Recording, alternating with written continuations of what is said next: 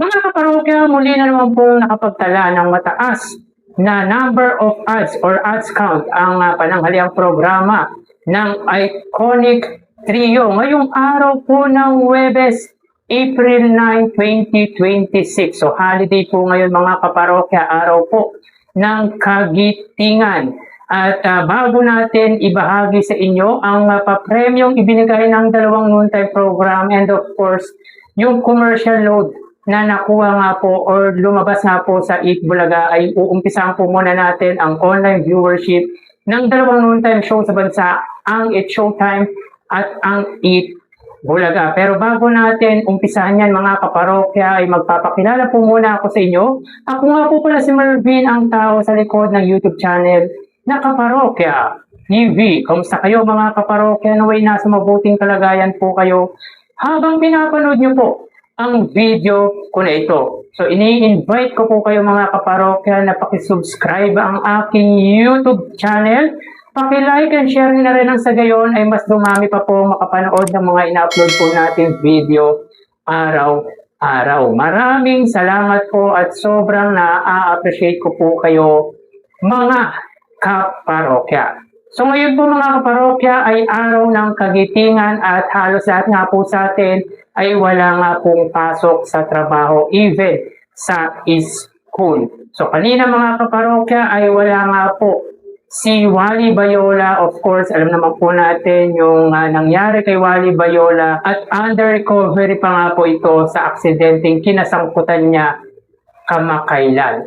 Wala din po si Paulo Ballesteros at May Mendoza. Samantala sa Showtime, magpasa hanggang ngayon mga kaparokya, hindi pa po natin nasisilayan ang Uncoverable Star Vice Ganda. And of course, si Ann Curtis ay wala pa rin po sa It's Showtime. Pero wag na po natin patagalin mga kaparokya, tara ating alamin ang online viewership ng dalawang bigating noontime shows.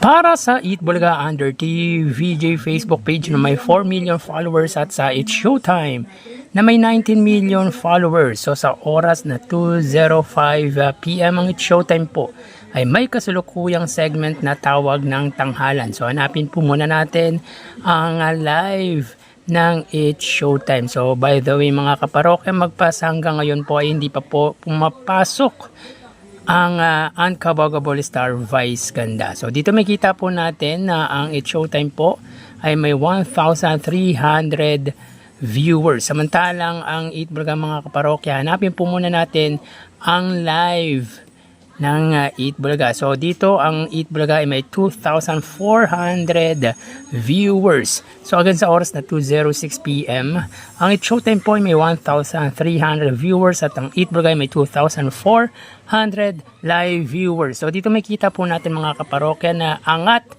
pagdating sa Facebook Live ang Eat Bulaga sa It's Showtime ng 1,000 viewers. So magawi tayo sa TV Network YouTube channel ng dalawang noontime shows. Para po sa It's Showtime under GMA Network YouTube channel na may kasalukuyang subscribers na 41 million.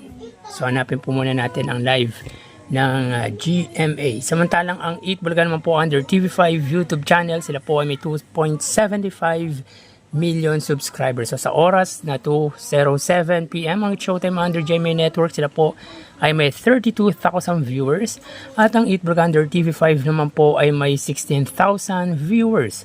So again, sa oras na 2:07 PM ang Showtime under GMA, sila po ay may 32,000 viewers at ang Eat Bulaga naman po under TV5 ay may 16,000 live viewers. So dito makita po natin mga kaparokya na kalahati po ang iniangat ng GMA sa TV5. So 16,000 views ang lamang ng It's Showtime sa or ng GMA rather sa TV5. So magawi tayo sa main YouTube channel ng dalawang noontime shows. Para po si Showtime under ABS-CBN It's Showtime na may 2.78 million subscribers at sa Eat Bulaga naman po under Eat Bulaga TVJ YouTube channel na may 1.78 million subscribers.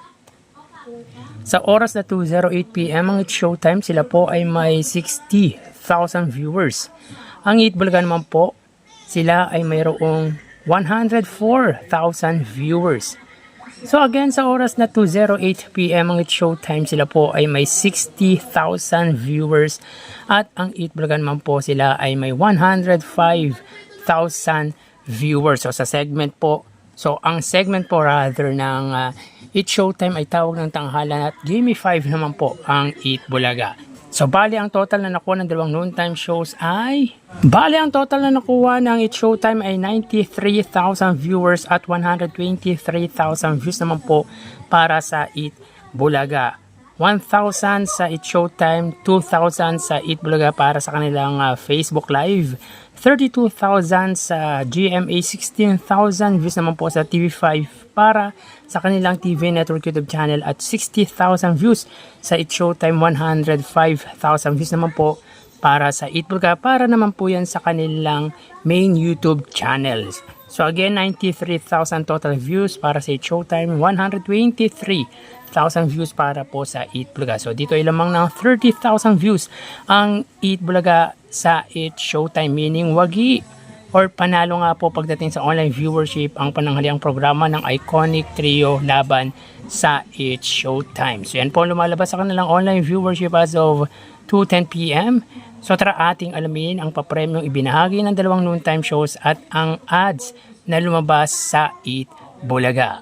So mga kaparokya, yan po ang naging resulta ng kinandak nga po nating online viewership para sa dalawang pananghaliang programa ngayong araw po ng Huwebes, na kung saan mga kaparokya ay nakakuha nga po ng total views ang It's Showtime na 93,000 at 123,000 naman po sa Eat Bulaga. So dito ay 30,000 po ang pagitan ng dalawang pananghaliang programa. Pabot po yan sa Eat Bulaga. So tinambakan po muli ng Eat Bulaga ang It's Showtime sa isinagawa nga po nating online viewership.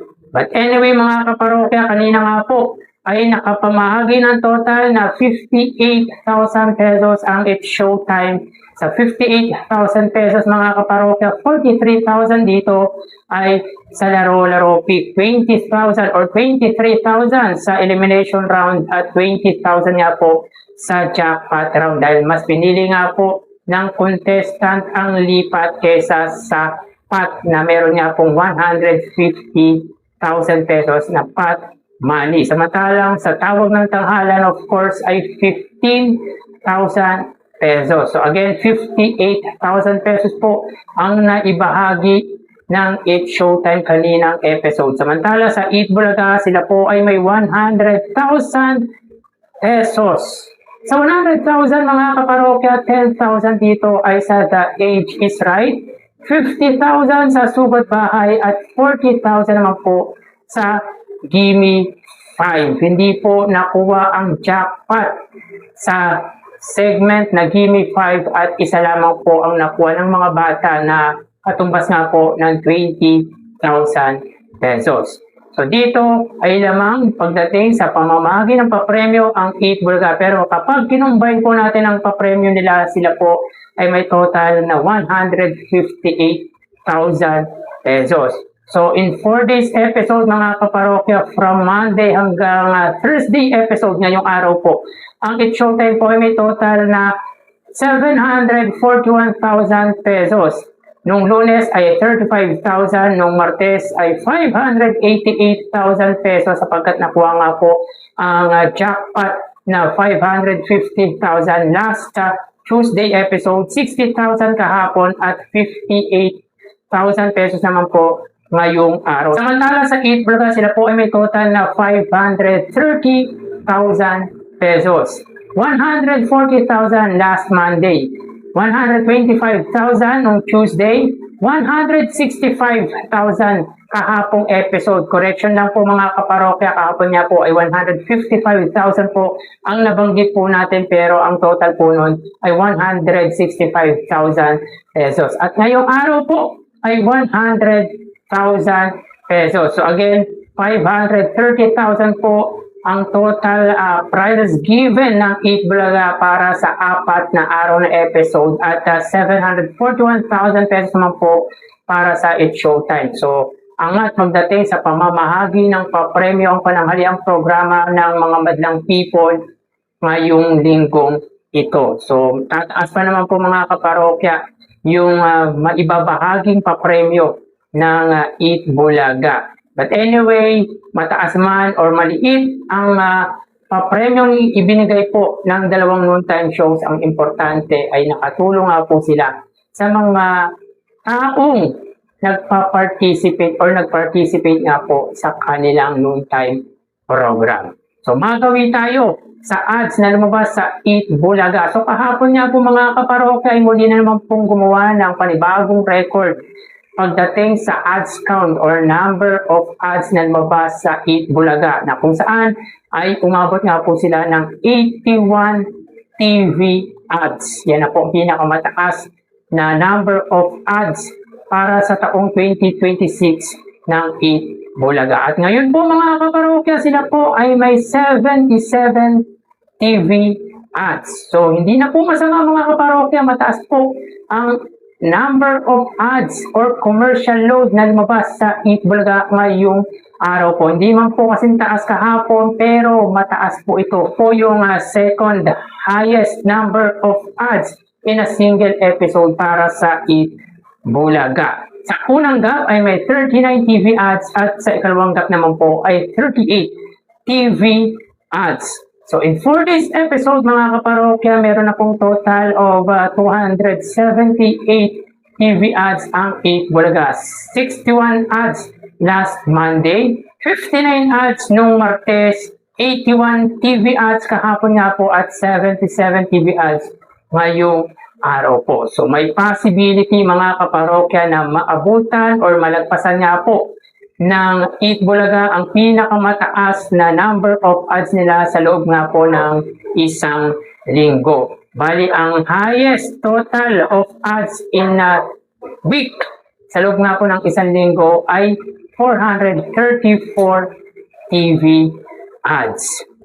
So yan po ang update natin mga kaparokya para sa dalawang pananghaliang programa ngayong araw po ng Huwebes. So magpapaalam na po ako mga kaparokya, magsingat po tayo. Thank you and God bless.